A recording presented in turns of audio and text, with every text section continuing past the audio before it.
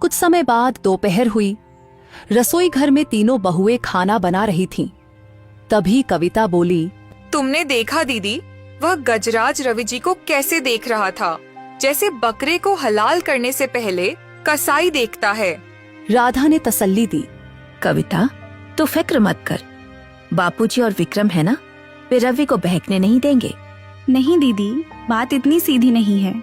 मैंने कल मंझले भैया को फोन पर किसी से बात करते सुना था। वे शहर में किसी जमीन का भाव पूछ रहे थे। कविता घबरा गई। अरे यही तो मेरा डर है। कल रात वे कह रहे थे, कविता तैयार हो जा, हम जल्दी ही इस नर्क से निकलेंगे। उन्होंने हमारे इस प्यारे घर को नर्क कहा। प्रिया बोली, कविता जरा हिम्मत रखो, रोने से समस्या हल नहीं होगी। रवि भैया दिल के बुरे नहीं हैं, बस इस समय उलझन में हैं। उन्हें लगता है कि पैसा ही सब कुछ है, लेकिन हमें प्यार और समझदारी से उन्हें सही रास्ता दिखाना होगा। राधा ने पूछा, पर प्रिया, हम यह कैसे करेंगे?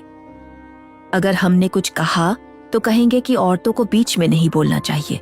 प्रिया ने जवाब दिया, पर बोलना तो पड़ेगा।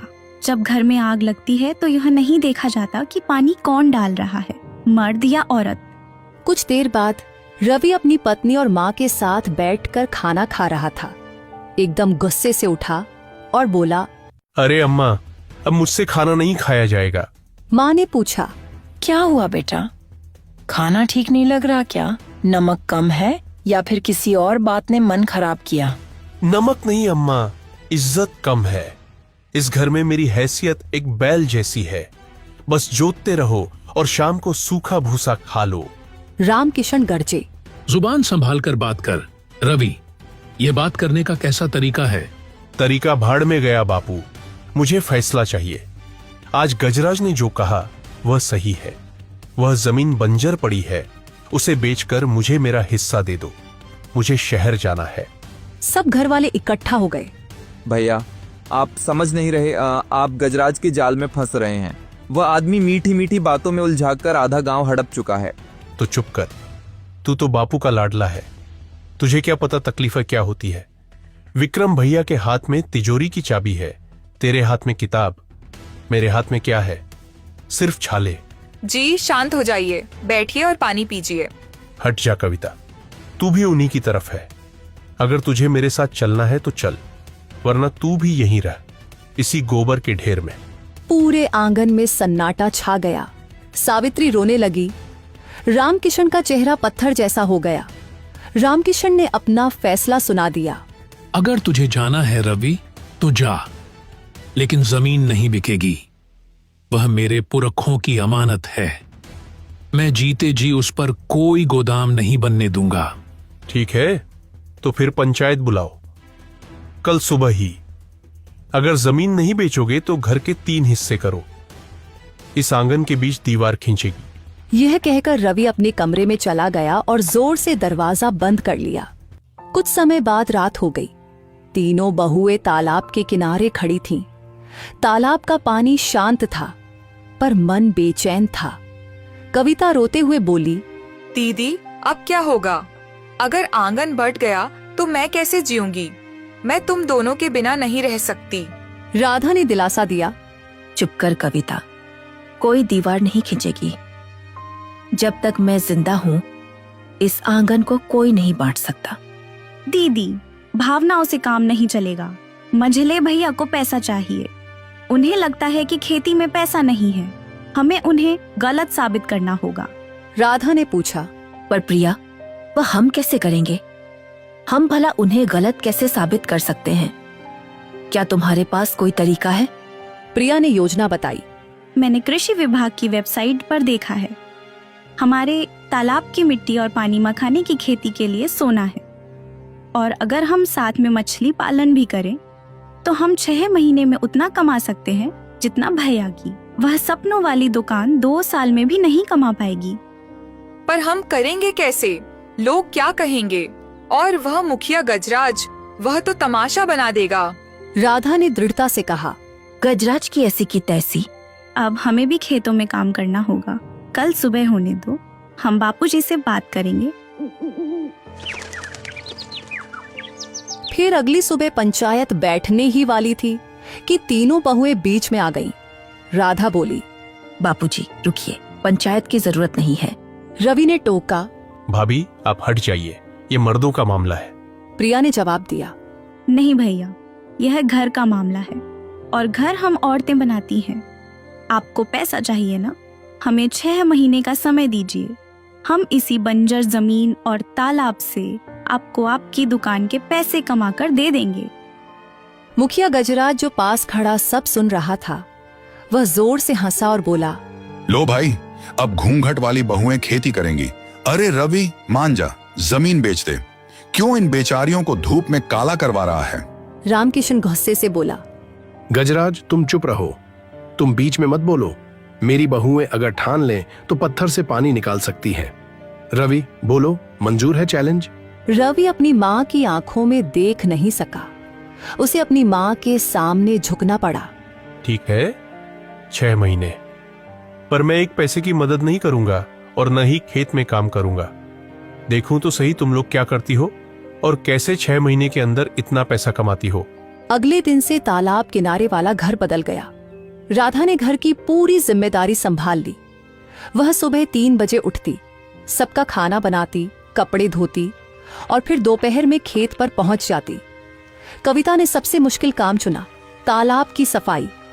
वह घंटों कमर तक पानी में खड़ी रहती, जोंकें उसके पैरों से चिपक जाती। वह उन पर नमक लगाकर हटाती और फिर काम में लग जाती। प्रिया ने दिमाग का मोर्चा संभाला। वह शहर गई, अच्छी किस्म के बीज लाई, मछलियों के बच्चे लाई। उसने इंटरनेट से सीखा कि मखाने की फसल को कीड़ों से कैसे बचाना है। गांव के लोग जब उस कच्चे रास्ते से गुजरते तो खुलेआम हंसी मजाक करते। राजू, गांव का वही पुराना मस्खरा, दूर से ही आवाज लगाते हुए बोला, अरे विक्रम, सुना है तेरी लुगाई अब पैंट पहनकर ट्रैक्टर चलाएगी, क्या बात है? विक्रम चुपचाप सुनता रहा, लेकिन अंदर ही अंदर उसे अपनी पत्नी पर गर्व होने लगा। धीरे धीरे विक्रम और अर्जुन ने भी अपनी पत्नियों का साथ देना शुरू कर दिया। वे रात में चोरी छिपे खाद लाते, तालाब की मेंढ ठीक करते। सिर्फ रवि अलग रहा। वह चौपाल पर गजराज के साथ बैठता, लेकिन उसकी नजरें हमेशा तालाब की तरफ लगी रहती। वह देखता कि कविता कैसे भारी बोरा उठाने की कोशिश कर रही है। उसका दिल पसीज जाता, लेकिन घमंड आड़े आ जाता। एक दोपहर कड़ी धूप थी। कविता चक्कर खाकर गिर पड़ी।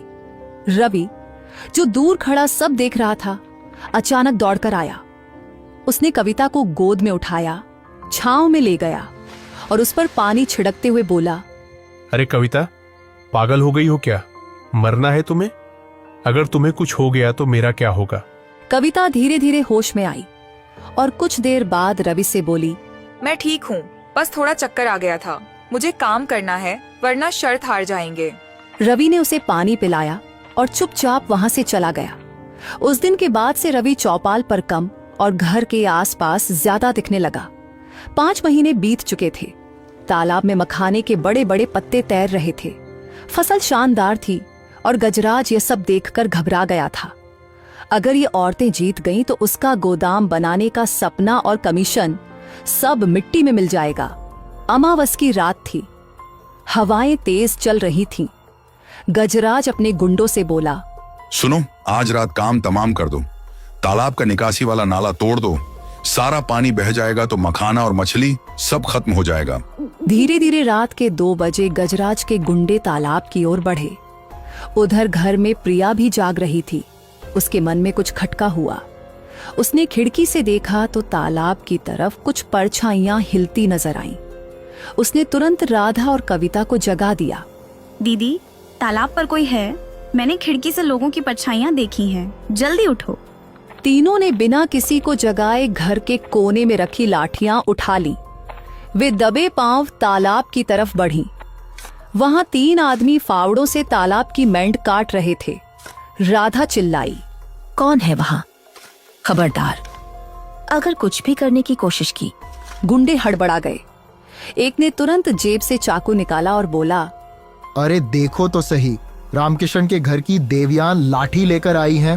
तुम लोग अंदर जाओ, ये रात मर्दों के काम की है, तुम जाकर अपना चूल्हा चौका संभालो। तुम किसके आदमी हो? क्या गजराज ने भेजा है ना? तुम्हें पता भी है तुम क्या कर रहे हो? हमारे बच्चों का पेट काट रहे हो। हमारा नाम जानने की तुम्हें जरूरत नहीं है। इससे पहले कि वह कुछ करता, कविता पीछे से आकर लाठी उसके सिर पर मार देती है। वह चक्कर खाकर जमीन पर गिर गया। राधा चिल्लाई, मार डालूंगी अगर मेरे मखाने को हाथ लगाया तो। तुम्हारी हिम्मत कैसे हुई हमें डराने की? आज हम घूंघट वाली औरतें नहीं, हम दुर्गा हैं। भागो यहाँ से, वरना ये लाठियां तुम्हें सीधा अस्पताल पहुंचा देंगी। शोर सुनकर घर से रामकिशन, विक्रम, रवि और अर्जुन टॉर्च लेकर दौड़ पड़े। रवि सबसे आगे था। उसने देखा कि एक गुंडा कविता की ओर बढ़ रहा है। रवि ने आओ देखा न ताओ दौड़कर उस गुंडे को एक जोरदार लात मारी। गुंडा पानी में जा गिरा। रवि गर्जा, सुनो गुंडो, अब मेरी बीवी को हाथ लगाने की सोचना भी मत। अब हम सब आ चुके हैं। कुछ समय बाद गांव वाले भी जाग गए थे। गांव वालों को देखकर गुंडे भाग खड़े हुए। उस रात रवि ने कविता के हाथ से लाठी ली और उसे देखा। कविता हाँफ रही थी, कपड़े मिट्टी से सने हुए थे। रवि बोला, तू पागल है क्या कविता? तुझे इतना भी होश नहीं रहा। तूने अपनी जान दांव पर लगा दी।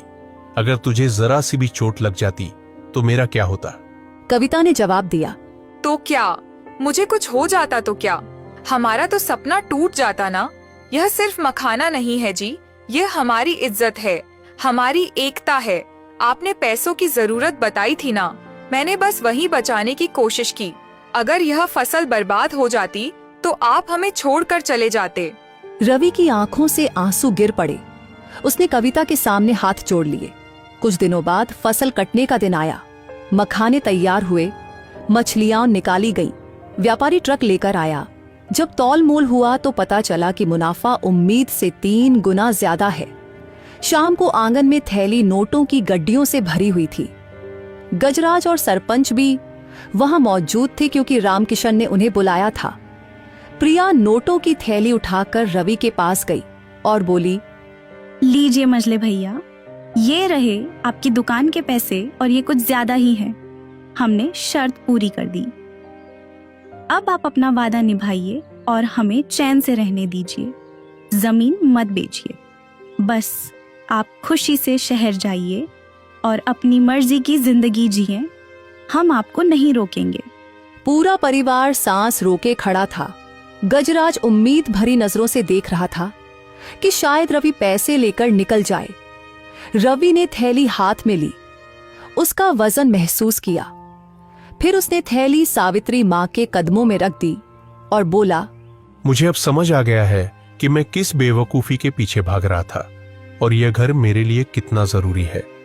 रवि जी, आप यह क्या कह रहे हैं? आप इन्हें रखिए, यह आपका हक है।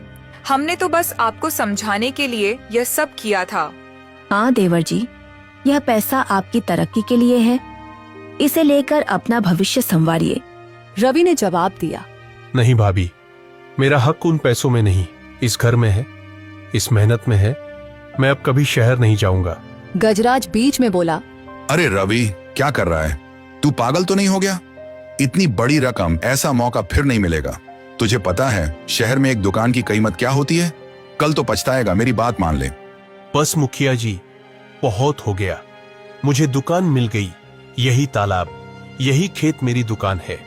मैं मूर्ख था जो सोने की खान छोड़कर पीतल के पीछे भाग रहा था। और रही बात शहर की, तो मेरी कविता जहां रहेगी वही मेरा शहर है। रवि की बातें सुनकर रामकिशन बहुत खुश हुआ और उसने कहा, सुना मुखिया जी, इसे कहते हैं घर ईंटों से नहीं विश्वास से बनता है। अब आप जा सकते हैं। और हाँ, वह गोदाम कहीं और बनवा लीजिएगा। गजराज और सरपंच सिर झुकाकर चले गए। जाते जाते सरपंच ने गजराज से कहा, मैंने कहा था ना, रामकिशन का घर साधारण नहीं है। वहां औरतों की पूजा होती है और जहां शक्ति की पूजा हो वहां जीत तय होती है। उधर 6 महीने बाद तालाब का नजारा बदल चुका था। अब वहां सिर्फ खेती नहीं होती थी, बल्कि एक छोटा सा बोर्ड लगा था, 3 बहनें कृषि फार्म, 3 सिस्टर्स एग्रीकल्चर फार्म। शाम का समय था, सूरज ढल रहा था और तालाब का पानी सुनहरा हो गया था। तीनों बहुएं तालाब के पक्के घाट पर बैठी थीं। कविता बोली, जानती हो आज बापूजी क्या कह रहे थे? राधा ने पूछा। नहीं बहन, बताइए बापूजी आज क्या कह रहे थे? कह रहे थे कि अगले साल वे वसीयत लिखेंगे और उसमें खेत का आधा हिस्सा हम तीनों के नाम करेंगे।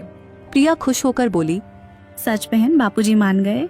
इसी तरह खुशी खुशी इस कहानी का अंत हो गया। अब तीनों भाई मिलजुल कर एक साथ रहने लगे थे और तीनों बहुएं बहनों की तरह रहती थीं। तो दोस्तों